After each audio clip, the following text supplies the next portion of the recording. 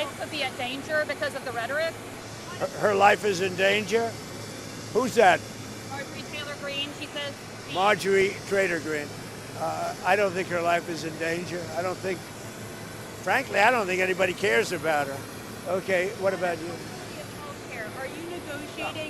Are you negotiating with lawmakers on health care ahead of a vote next month? We're negotiating with lawmakers, and I've had personal talks with some Democrats. I can't tell you who they are.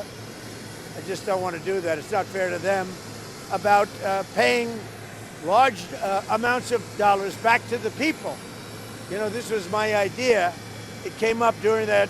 You know, oftentimes under times of stress, like the shutdown, you come up with great ideas that you wouldn't have thought of before. The insurance companies are making a fortune. Their stock is up over 1,000% over a short period of time. They are taking in hundreds of billions of dollars, and they're not really putting it back, certainly not like they should. When I see this, and when I've seen this over the last pretty short period of time, I said, why do we just pay this money directly to the people of our country and let them buy their own health insurance? And you know, I made that statement, and I made it a little bit cavalierly, but it sounded good. And everybody has picked it up, including Democrats. And I am talking to some Democrats right now about doing that. People love it. We're going to take the money, well, if it gets approved, we're going to take the money, we're going to pay it back to the people of our country to go out and buy health insurance. Now, they can put it in a health account. We can do it a lot of different ways. But they buy their own health insurance. They can negotiate price. And it's going to be locked, so they can't go out and buy a Cadillac. They can go out and buy health insurance. Mr. President, Tucker Carlson. Is it time for Congress to move legislation that puts pressure on Russia and puts pressure on Putin? Well, I hear they're doing that, and that's okay with me. They're passing legislation, or the Republicans are putting in legislation that very tough. It's sanctioning, et cetera, on any country doing business with Russia. They may add Iran to that, as you know. I suggested it. So any country that does business with Russia will be very severely sanctioned. We may add Iran to the formula, yeah. Mr. President, Tucker Carlson recently had a friendly interview with anti-Semite Nick Fuentes. Tucker Carlson, what role do you think Tucker Carlson should play in the Republican Party and the conservative movement going forward? Well, I found him to be good. I mean, he said good things about me over the years. I think he's good. We've had some good interviews. I did an interview with him. We had 300 million hits. You know that. Look, I can't tell him. Will you let me finish my statement? You are the worst. You're with Bloomberg, right? You are the worst. I don't know why they even have you. We've had some great interviews with Tucker Carlson, but you can't tell him who to interview. I mean, if he wants to interview Nick Fuentes, I don't know much about him, but if he wants to do it, get the word out. Let him, you know, people have to decide. Ultimately, people have to decide. The mayor of New York, I will say, would like to meet with us, and we'll work something out. But he would like to come to Washington and meet, and we'll work something out. We want to see everything work out well for New York. You yourself had dinner with Nick Fuentes at Mar-a-Lago a few years ago. What role should he play in the conservative movement? Well, I didn't know he was coming, and he was with, as you know, somebody, Kanye. And Kanye asked if he could have dinner, and he brought Nick. I didn't know Nick at the time.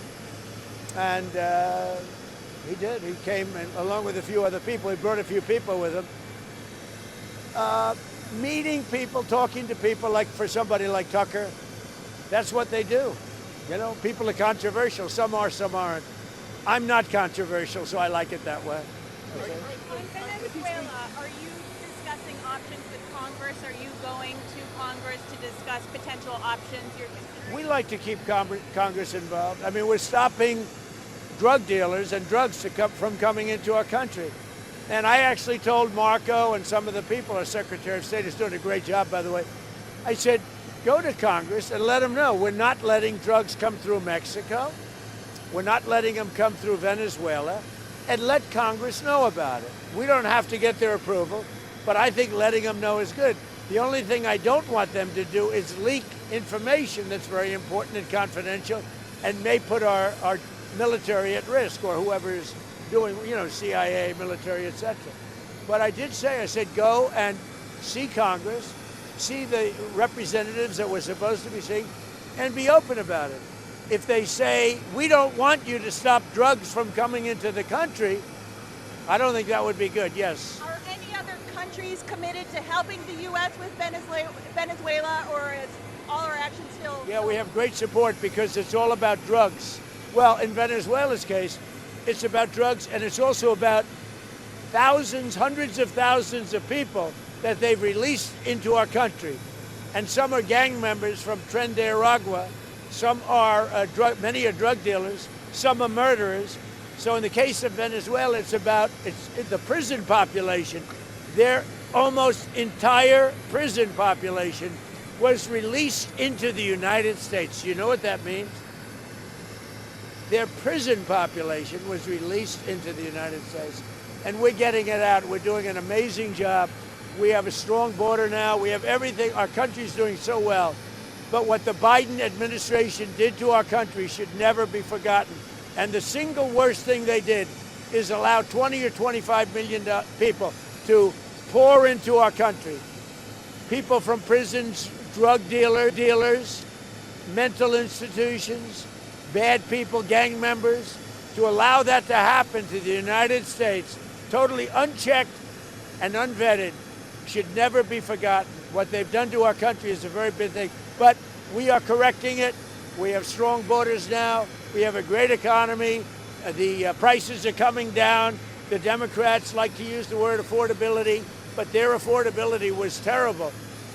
The problem with the Democrats, they lie. They do it so well. They talk about affordability, but I'm the one that's getting the prices down. As an example, they had the highest inflation in the history of our country.